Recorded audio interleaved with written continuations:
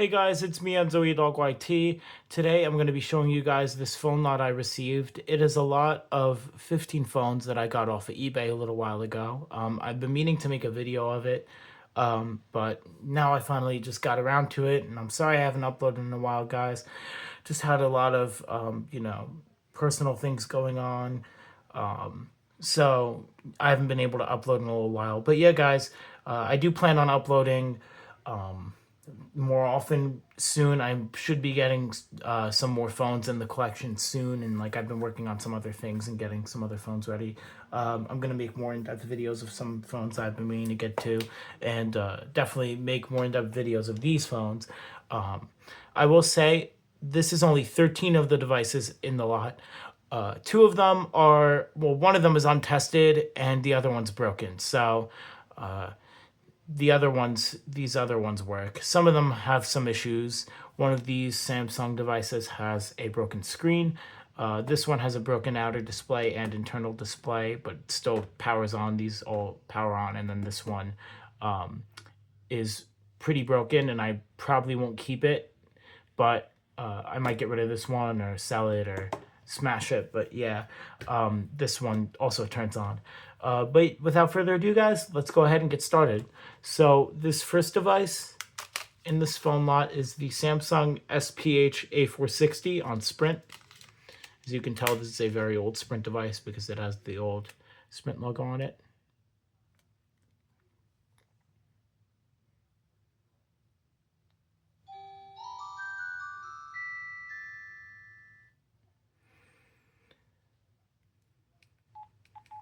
This phone's in mint condition. This is probably one of the best condition phones of my collection. Pull out antenna, you can unscrew it, of course.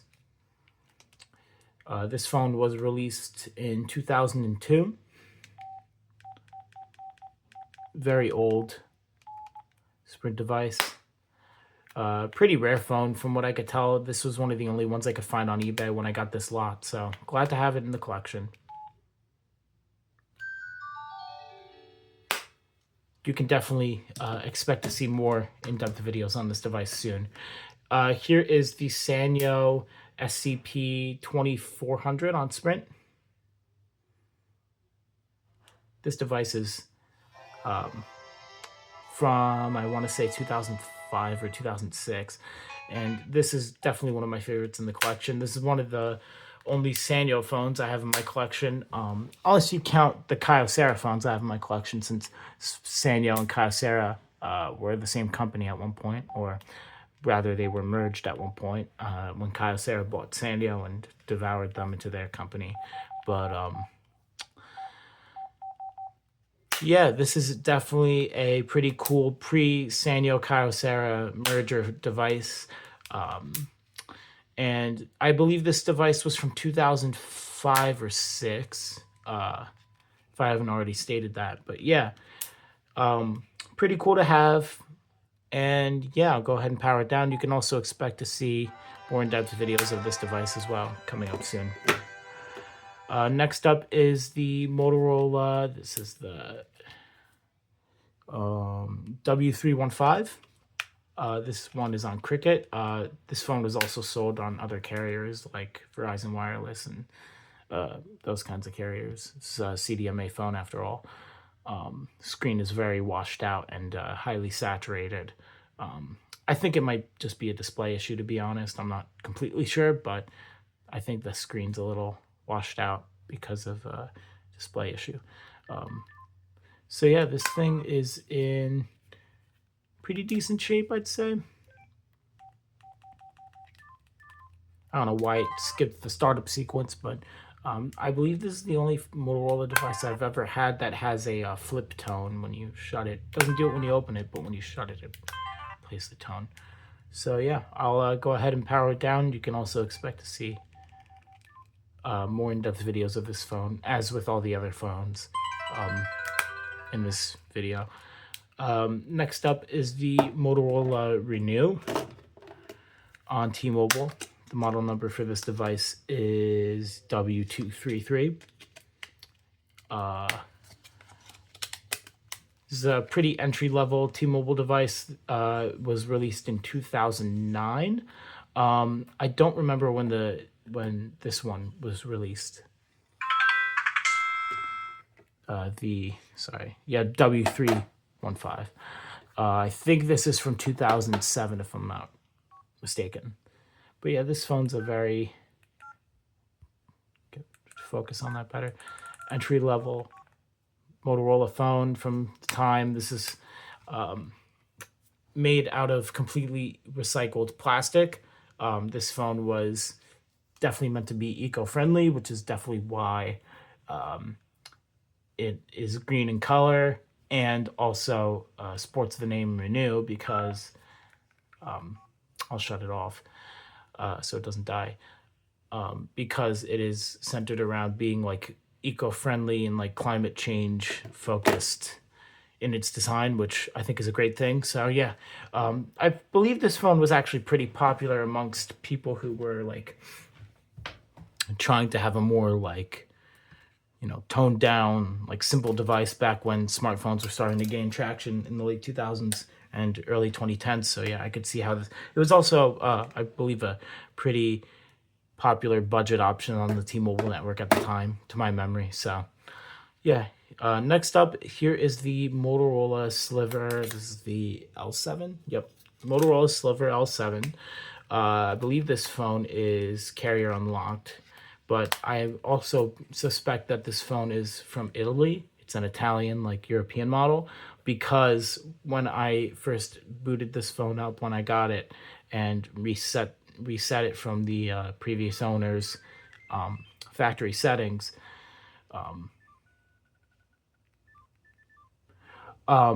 it had been in Italian, like all the menus and settings and all of the language of the phone was set to Italian by default. So I had to change it back to English. So I believe that this phone is from Italy because of that reason. So yeah, this thing's in pretty good shape, very mint condition. The speaker's a little quiet on it, so I don't know if it's messed up or not, but yeah, pretty cool phone. So next up here is the LG. This is, sorry, I don't remember all the models of these devices by heart, to be honest with you guys. This is the LG CU400 on singular. There's also an AT&T version of this device because this phone was released pretty soon before the AT&T Singular merger, where Singular acquired AT&T but kept their name and branding.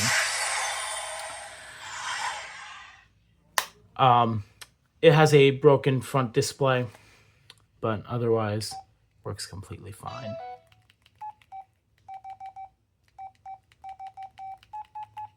So yeah, I will definitely, can't wait to make more in-depth videos of this device because it's one of my favorites in the collection now that I have it.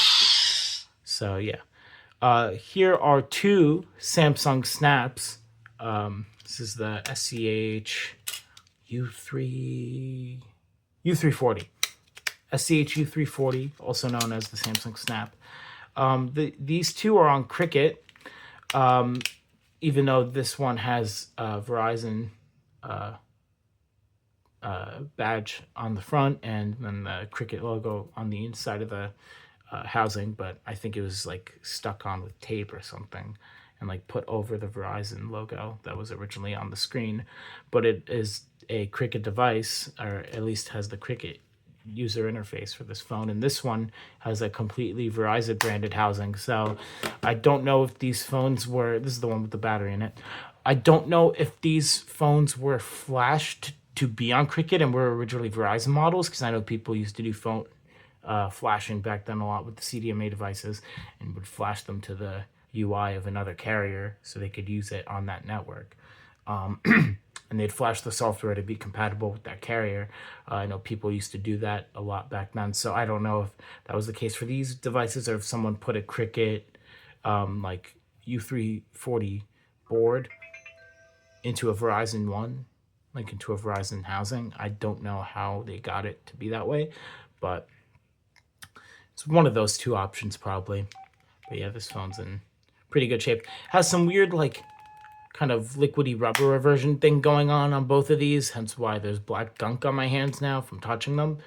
But yeah, there will definitely be in-depth reviews of both of these devices coming soon. Or I'll probably just pick one of them to use because they have the same user interface. Hence why I only started this one up, because this one either has no battery in it or a dead battery. I can't remember.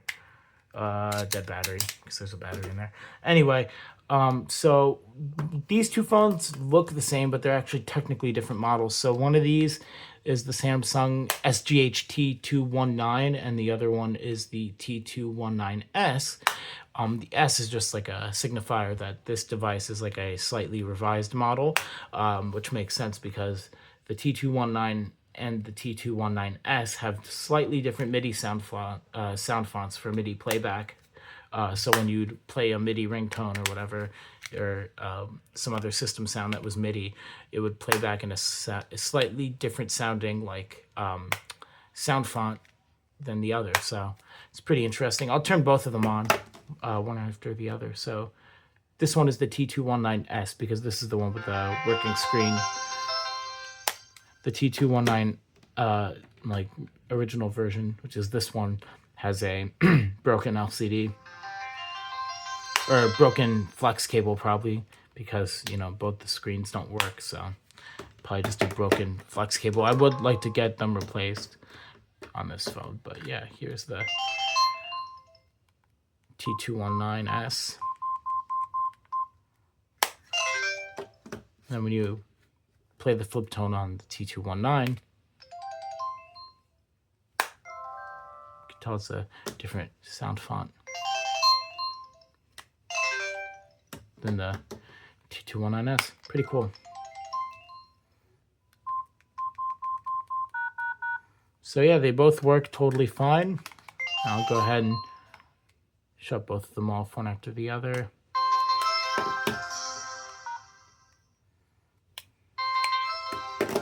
Yeah, expect videos on these devices to be actually very soon. I plan on making the ringtone videos and stuff of these devices probably one after the other, like tomorrow. So expect those soon. Here's the Samsung SGH T409 on T-Mobile.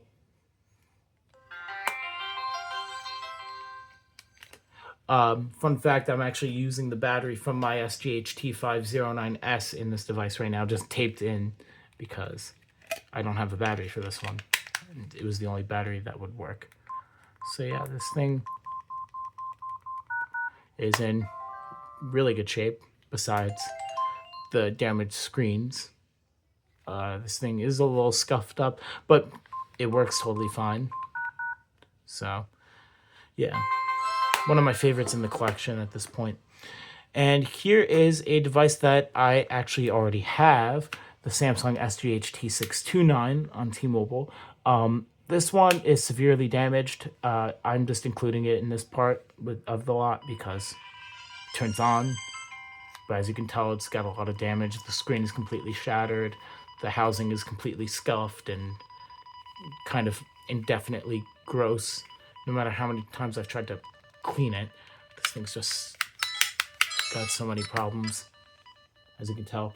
And I already have my T629 that I've already reviewed, so that's in mint condition. So this one is probably just gonna get smashed or something like that. I don't even know if it's turning off because it's not even playing the shutdown sound. Oh, yep, turned off. This thing's just got completely bugged out, software and hardware wise. So I'm just gonna take the battery and SIM card out of there already and just put it right back and put them back into the better one. And yeah, expect this device to be sold.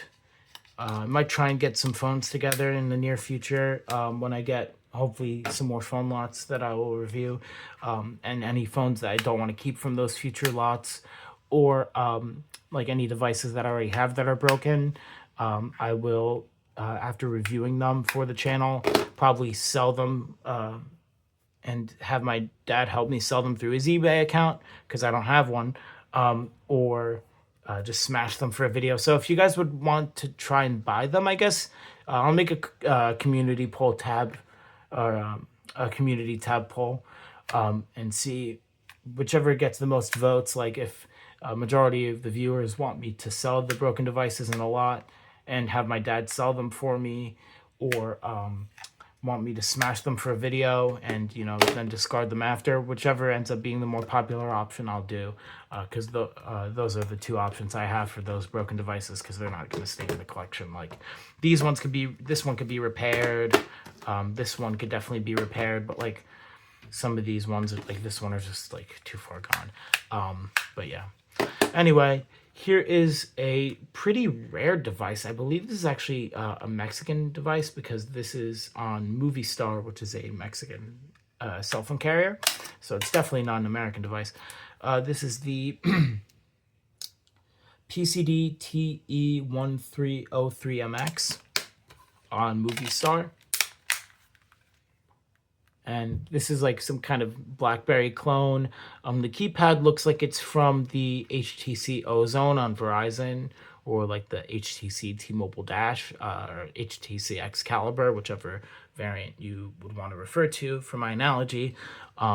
Very similar designed keyboard to the T-Mobile Dash or any of those derivative devices, but it runs its own proprietary software, as you'll be able to tell.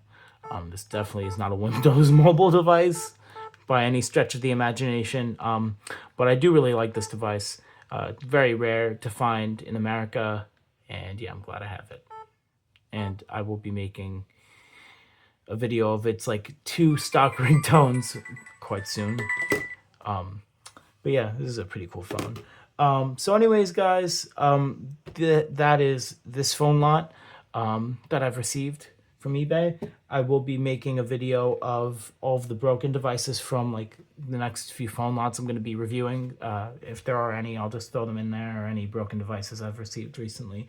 That'll be its own video in the future. So stay tuned for my next few videos, guys. And yeah, I'll see you guys soon. Thanks for watching. Bye-bye.